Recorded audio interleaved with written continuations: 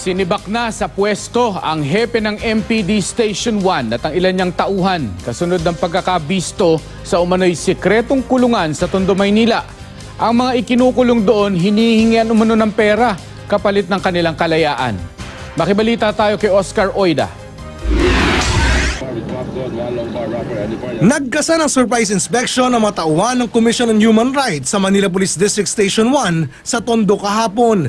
Nakakuha kasi ng tip ang CHR na may nakatago umanong kulungan sa loob ng MPD Station 1 kung saan pinagmamalupitan daw ang mga nahuhuli.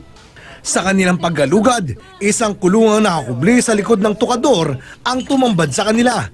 7 lalaki at 2 babae ang natagpuang nagsisiksikan. Sa loob ng kulungan, mainit, masikip at walang kuryente. Kwento nila, 1 linggo na silang nasa tagong kulungan.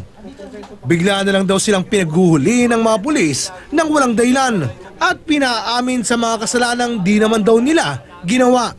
Ang ilan sa kanila, tinorture pa raw ng mga pulis. Sinuntok pa ako dito, pinuntok 2 beses, tapos pinalo ko dito.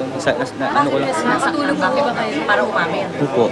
Anong pinapaan? Ilan mo kayo din sa loob? Yung kung saan pa ako doon kumukuha ng ganon. Ay hindi po ako magano. Pagdating ko po rito, pinakapamin po nila akong pilit. Tapos kinuryente po ako, inuntog pa po ako rito. Tapos ayaw po nilang tumigil. Tapos pinapasok po ako. Pinatawag po ako ulit.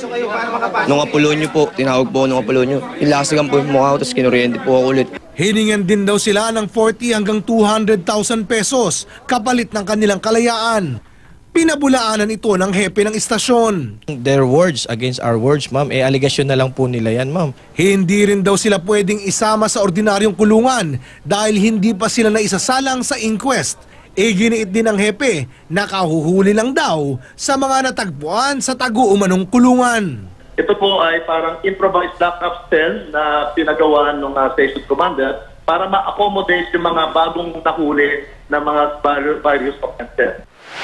Matapos ang pagkakadiskubre sa kulungan, agad sinibak sa pwesto ni NCRPO Chief Director Oscar Albayalde ang hepe ng MPD Station 1. Sinibak din ni Albayalde ang 12 tauhan ng Drug Enforcement Unit ng istasyon. Ang mga natagpuan naman sa kulungan, inilipat na sa main detention cell kung saan nagsisiksikan ngayon ang hindi bababa sa 80 preso. Ipinag-utos na rin ni Albayalde ang investigasyon ng Internal Affairs Service ng PNP kung nagkaroon ng pagkukulang o pagkakamali ang mga taga-MPD Station 1. Masusing investigasyon naman ukol sa issue ang gustong isagawa ni Senador Kiko Pangilinan. Giit niya, kung hindi malulutas sa mga kasong katulad nito, hahantong ito sa karahasan at pagmamalabis ng mga pulis.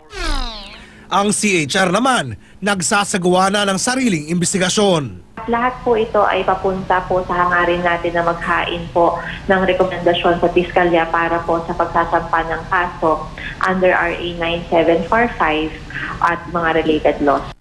Oscar Oida, GMA News.